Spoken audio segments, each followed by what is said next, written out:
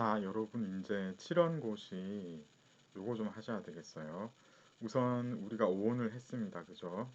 그리고 칠원 이제 해야 되는데 오온 같은 경우에는 이 다섯 자가 2 플러스 3 그래서 약간 경쾌한 리듬을 준다.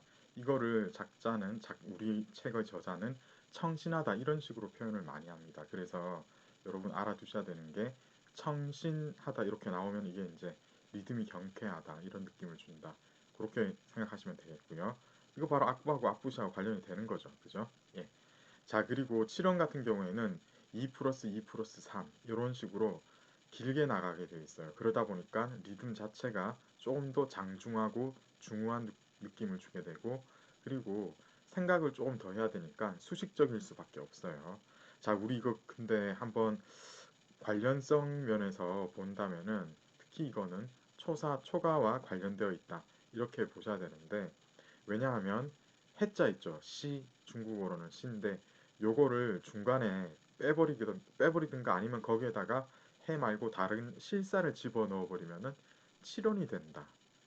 아, 그래서 이 초사 초가체에서 7원이 유래했다라는 거를 우리는 예, 충분히 짐작할 수 있는 바가 된다. 이런 뜻이겠어요. 예를 들어 금가를 보시면은 여기서 지금 하나, 둘, 셋, 넷, 다섯, 여섯, 일곱 자 그리고 해 나오고 뒤에 또 일곱 자가 나와요.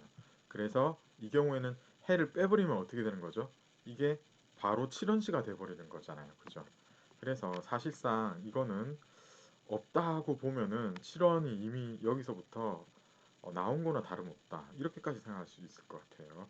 어쨌든 이런 식으로 7원은 초사 초가와 뗄래야 뗄 수 없는 관계였다. 이렇게 보셔야 되고, 특히 이제 동안에 이르게 되면은 이 시를 해를 빼버리는 경향이 많거든요. 우리는 지금 이거 텍스트가 사기하고 어, 방고의 한서 그리고 이제 문선도 해당이 되겠는데, 이 텍스트가 후대에 나올수록 어떻습니까? 예, 이 C가 빠져버리는 경향이 있다. 이런 거를 좀 주목을 하셔야 되겠다. 이겁니다. 우리 책에서는 특별히 이제 얘는 더는 안 들었는데 저희는 이제 가이가 좀 유명하다 보니까 이 사람 가지고 좀 얘기를 해야 되겠어요. 복조부 해서 이 이제 굉장히 유명한 분인데 아마 여러분 그냥 뭐 얘기만 듣고 갔던 것 같아요. 지난번에. 예, 아이고 시간이 없어가지고 이 얘기는 못 하겠고 이 가이 과신론 쓴 과의의 복조부의 내용이 사기하고 문선에서 어떻게 달라지는지 보겠습니다.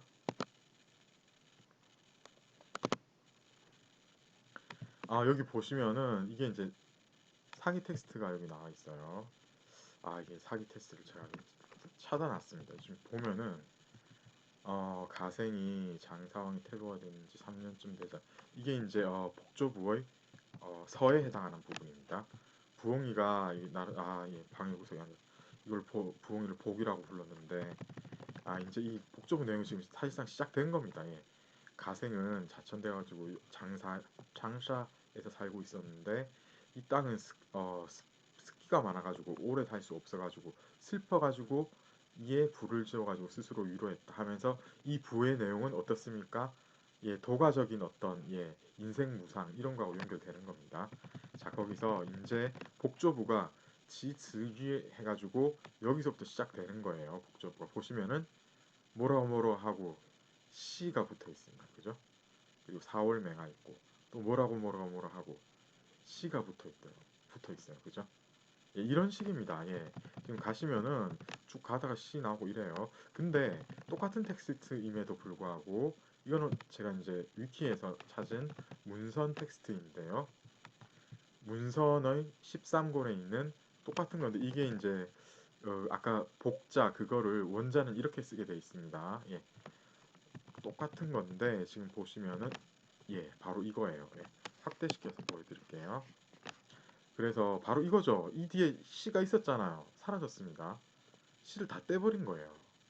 아시겠죠? 그러니까 후대로 갈수록 문서는 언제 나옵니까? 530년 조금 전에 나오게 되거든요. 그리고 이제 사기 같은 경우는 훨씬 이전에 나왔고, 그죠? 예, 후대로 가면서 이렇게 C가 없어진다, 이렇게 예, 이런 경향이 있다는 거를 이제 여러분들이 아셔야 되는 거예요. 그래서 지금 보면은 이건 이제 오원시고 그래서 이제 오원이고 7원은 아니지만 어쨌든 여기서 얘기하는 바는 무엇인가 하면은 동안에 이를수록 5원이든 7원이든 해를 빼는 경향이 두드러졌다. 따라서 7원을 적용했을 경우에는 바로 이런 초사 초과 7원체가 이렇게 바뀐 게 확실하다. 뭐 이런 식으로까지 얘기를 해요. 여러분 그 뒤에서 이 국법을 좀 보셔. 이거 익숙하시죠? 예, 예전에 했던 구가, 이소, 구식입니다. 여기서 보면 구가 같은 경우에 탐탐탐시, 탐탐탐 이렇게 된다고 했잖아요. 여기서 시를 빼는 대신에 이거를 실사로 바꿔버리면 일곱 자죠. 여기도 마찬가지입니다. 시를 빼지 않고 여기서도 하나, 둘, 셋, 넷, 다섯, 여섯 여기까지 일곱 자예요. 이 시를 실사로 바꿔버리면 그거 자체가 뭐다? 칠원구가 된다. 이런 말입니다. 자, 그래서 이 7원은 초사 초가와 아주 밀접한 연관이 있었다. 이런 것들을 꼭 알아두셔야 되고요. 예전에 칠원고시는 사실 이렇게 관련지어서 얘기를 했습니다. 한무제 때 여러 신하가 이 시를 썼는데 요게 이제 7원으로 되어 있거든요. 그런데 우리는 지금 이거를 후대 위탁이라고 보고 있습니다. 그리고 공자가 영보요라는 작품을 썼는데 이게 이제 위탁일 가능성이 아주 많습니다. 그렇다고 해도 예, 그 위탁 자체가 서한시대에 일어났다라고 보는 거죠. 예, 그래서 이제 공자의 영보요 이거는 공자가 안 썼고 후대 사람이 이제 위탁했을 가능성이 너무나 많지만은 그렇다고 하더라도 이미 그 시기가 아주 이른 시기였다. 네, 그렇게 보셔야 되겠어요. 아시겠죠? 예. 자, 이제 이때가 서한시대인데 굉장히 특이한 작품이다 이렇게 보시고 이거는 다른 작품에 큰 영향을 못 미치고 사실상 거의 뭐 독립적인 이거 하나뿐이다 이렇게 보셔도 되겠고 완전히 이제 문학적으로 독립하게 되는 거는 동안 이후다 이렇게 보셔야 됩니다. 예.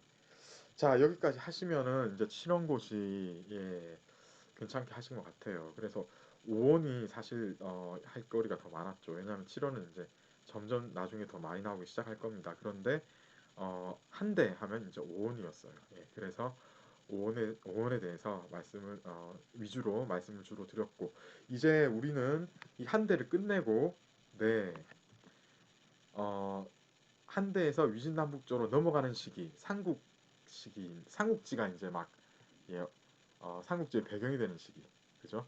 그리고 위진남북조 예, 그리고 오늘은 이제 그 정도까지 하겠습니다. 그 역사적인 배경을 이제 보셔야 되겠는데 너무나 혼란스러운 시기였습니다. 이게 이제 동안 말기에서 성당 시기까지를 이 선생님이 특정한 한 시기로 딱 묶고 있기 때문에 그런 거예요.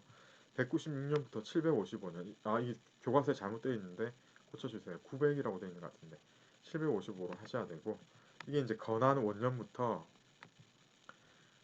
헌재 이 황제가 보통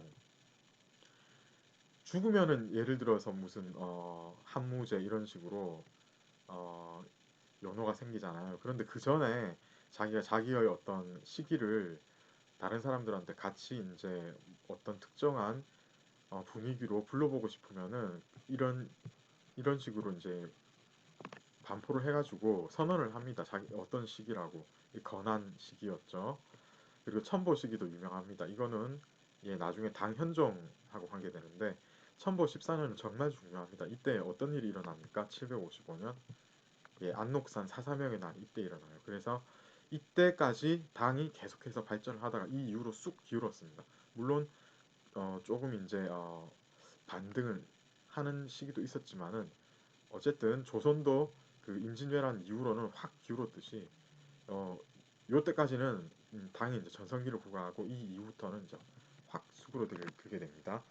이때까지를 우리는 이제 이 작자의 말을 따라서 이제 같이 한번 묶어서 보자라고 어, 이렇게 이제 가정을 하고 지금 공부를 하셔야 되겠는데요. 특히 이제 이 건한 원년을 포함해서 여기 이제 동화 말기였고 위진남북조를 통틀어서 다 이제 생각하셔야 되고 수나라까지 들어가고 당의 전반부다 이렇게 보셔야 돼요. 그래서 196년부터 755년, 200에서 755, 그러니까 약 555년, 600년이 안 되는 기간이지만 중국 역사에서 정말로 예, 중요한 일들이 많이 이루어졌던 시기다. 문학적으로도 상당한 시기였거든요. 문학적 각성이 일어나는 시기였기 때문에 여러분들 굉장히 이제 중요하게 취급을 하셔야 돼요. 자, 동안 말기로 보면은 정치적 혼란이 있었죠. 이유가 뭡니까? 외척 황관, 게다가 이제 관료들까지, 그리고 황족은 부패한 생활하고, 그러니까 서로 막 자기들끼리 세력 다툼하는 거예요. 이 사람들도 자기도 생활 잘 하고 싶고, 외척과 황관 한 자리 하고 싶고, 관료들 전부 자기 이제 우리는 이제 어떻게 되는가, 뭐 한입 껴들어야 되고 이러다 보니까 서로 막 무한 경쟁하는 겁니다. 자원은 제한돼 있는데 막 예를 들어 뭐 100의 어떤 자원의 양이 있다 이러는데 이 사람들은 조금이라도 더 가지려고 막 다투게 되죠. 그러다 보니까 중간에 죽어나는 거는 백성들입니다. 피폐해질 수밖에 없었고 농민 반란은 거의 필수였습니다. 예. 황건적인 난이 제일 유명하죠. 184년에 일어났는데 이 황건적인 난이 일어나고 이때부터 이제 삼국지가 시작되잖아요. 그죠?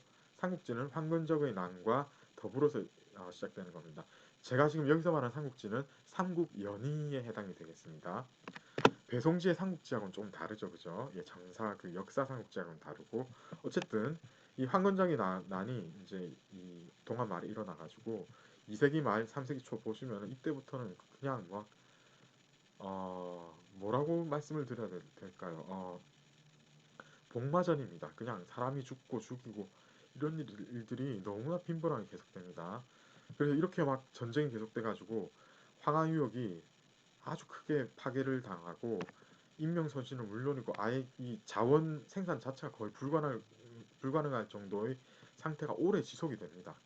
그런데 마침내 208년이 지나고 나서는 여러 이제 농민들을 반란하고 그리고 이제 여러 지역 군번들이 같이 이제 뒤섞여서 무한 경쟁하던 시대에서 딱 세 세력만 정립하게 되는 그런 시대가 와서 약간 안정을 이루게 됩니다. 이게 이제 적벽대전 이유가 되겠는데요. 208년입니다. 이때부터 총나라 오나라는 각각 서남 동남 개발에 몰두하게 되고 위나라는 중앙의 알짜배기인 관중지방을 먹었죠. 그래서 예전부터 내려왔던 이 농업 생산력이 뛰어났던 그 지방을 어, 바탕으로 해가지고 문화적으로도 그렇고 부강한 어떤 국세가 확 일어나게 됩니다. 따라서 문학과 문화의 발전은 자연히 따라오게 되어 있었거든요. 자, 이 정도 하면은 이제 이 시기의 전반적인 분위기가 어떠했는지에 대해서 개략적인 설명은 잘 들었던 것 같고 이제 조금씩 더 드리기로 하고 다음 클립 열어주세요.